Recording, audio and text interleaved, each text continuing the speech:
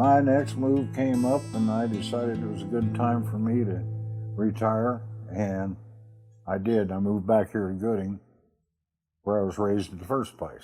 When I was a little kid, was kind of raised, it was the tail end of the Depression. The Depression ended for my family when World War II started. Young men got drafted up, and then my dad could get a good job.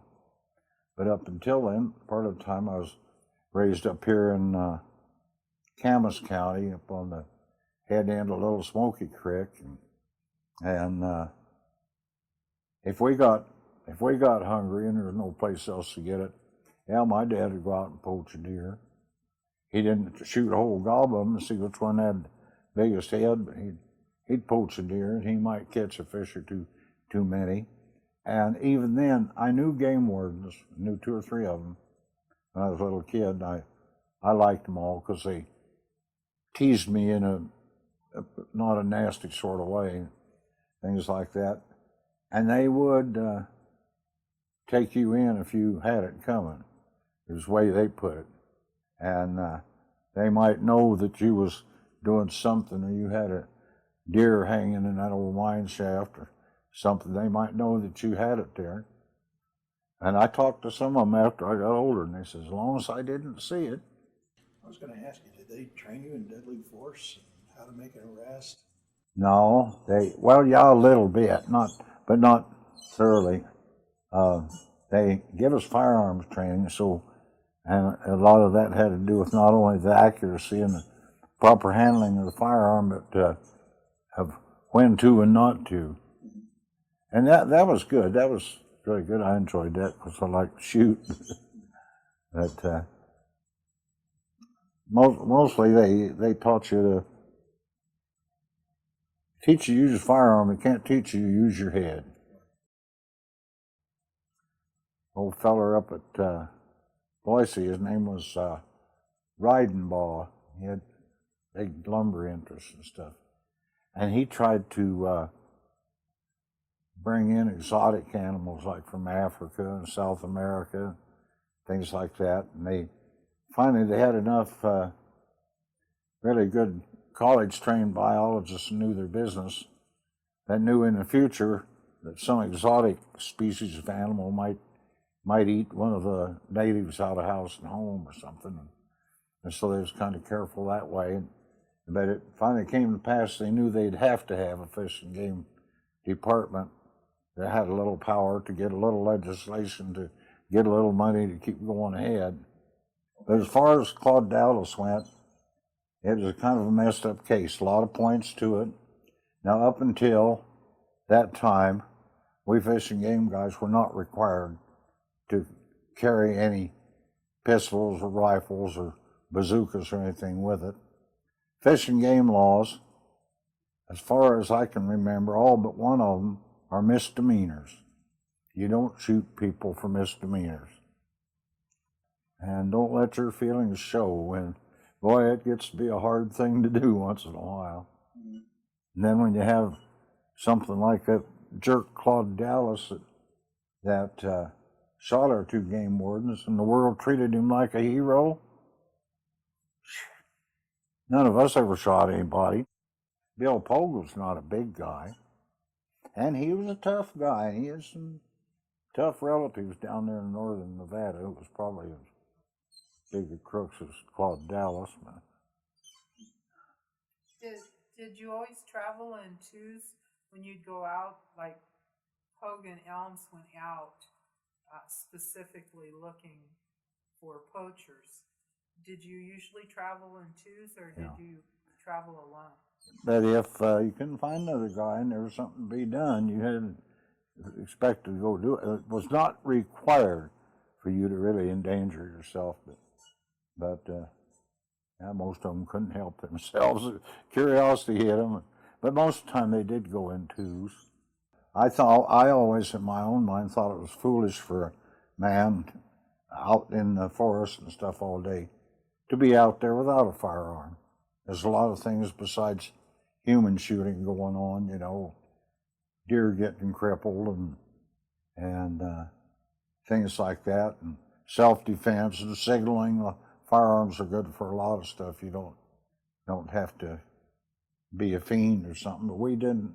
Some of us did carry guns once in a while, some all the time, some never. Well, I was in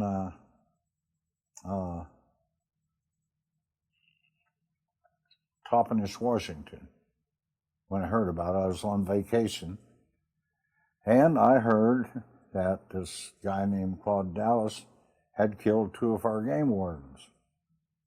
And I'll swear this is not all just my feelings. These guys were good game wardens. They were good officers and so on and so forth. And one of them was pretty stern, for lack of a better word. And I didn't like him too well myself, but I would never have shot him. If Claude Dallas had punched him out, I might have helped him pay for his lawyer. But you don't murder a guy just because you don't agree with him. Just imagine those guys that was murdered, wives having to sit in that courtroom, listen to them jackasses applauding for him. Thought they was their fellow Americans the day before. First thing I could think, I was pretty hot about it, so I called the Fish and Game office in Boise and told them, I said, well, if you need one more guy to hunt for this so-and-so, I'm on my way home. Say the word. And he said, no, go on your vacations. We've got the whole South Hills full of people down there. So, but it went on. Like I say, the major point is we, or no other cop that's any good, would ever shoot anybody over a misdemeanor. And it's my feelings that this Claude Dallas, the minute his father bought him a gun, he was probably out to kill somebody. Now, I've had guns ever since I was 7, 8 years old, and I've never killed anybody unless Uncle Sam ordered me to. And, you know, it's not a thing that people automatically do because they're a cop or a fish and game guy or whatever they are. And in my opinion, probably not shared by everybody, but by most of them, the trial was some kind of a kangaroo court. I don't know what on earth happened there. They didn't allow witnesses that knew what happened to testify, and they allowed a cheering section in there to cheer for the murderers right in front of the wives of the murdered guys. We went to a meeting whereby they read all those records just word for word. Oh, they read the court transcripts. We had several meetings on it. And I might add, while we're there, we also, after that, for several months, had some on-the-job training and things from different grades of psychiatrists and everything that trying to tell us how to meet these people out on the grounds and kind of prevent anybody from getting shot or punched in the nose or any of the kind of stuff that can happen. And you know, I think a lot of these badasses will pick a fish and game guy because they think he's robbing the food right off the table, and they're not, because I've asked several of them myself, and they'll hit you up in the cafe or wherever you're at about it. What do you think of this? And said, well, you know, it's our game, and we can have it, and it's ours, and they got no right to do such and such and so. And most of the time I've been in this area, and I know who the policeman is, and I know if somebody likes him or whether they don't. I said, well, if that's your attitude, I said, next time Dick Tracy stops you, I said, you don't have to pay no attention to him. Pull out your gun and shoot the SOB. You don't have to take no crap off of him.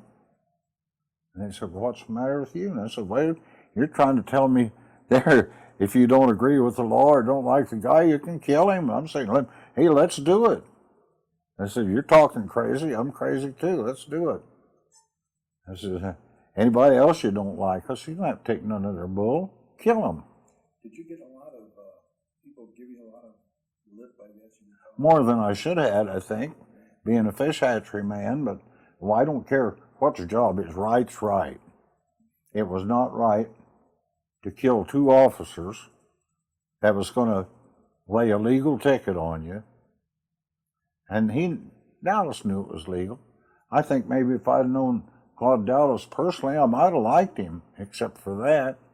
But he took advantage of a lot of people's ignorance, I think.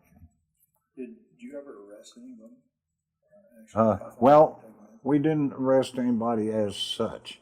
If you arrest somebody, like if it's an out-of-stater and you figure they're going to run before they can go to trial, you arrest them. Mostly you just put a ticket on somebody and when they should appear in court and things like that.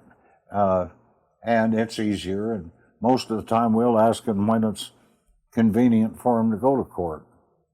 And most of them I can say, I have handed out a few tickets, not very many. Most of the time I was assisting an official law enforcement officer, and I had the same powers in that he did, but he was better at it, so I helped him catch them and he'd write them up. And most of the people, I got to say, especially Idahoans, and that's all I've ever been, you catch them and say, what do you think you're doing there? Oh, can't I fish here? And I said, what do you think? No, just, well, game warden, I've been doing this for 10 years, first time you ever caught me. It's all a big joke. What I owe you? And I said, well, you got to go into the judge. You owe the people of Idaho for this. The judge will decide why. But most Idahoans you catch out there are good-natured screw-ups. They knew what they was doing.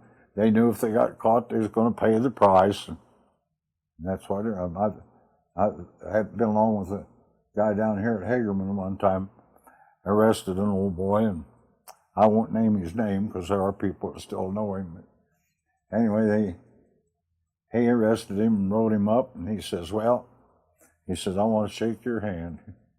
He says, I've been doing this for 40 years, and you're the first one that ever caught me. And that's what they figure. You're doing your job, and most Idahoans, I got to say, pretty good folks. They're not going to hold it against you. They see you uptown, they may buy your coffee next time they see you in the cafe. And of course, I didn't do much of it, and I never did run into anybody that was real belligerent with me.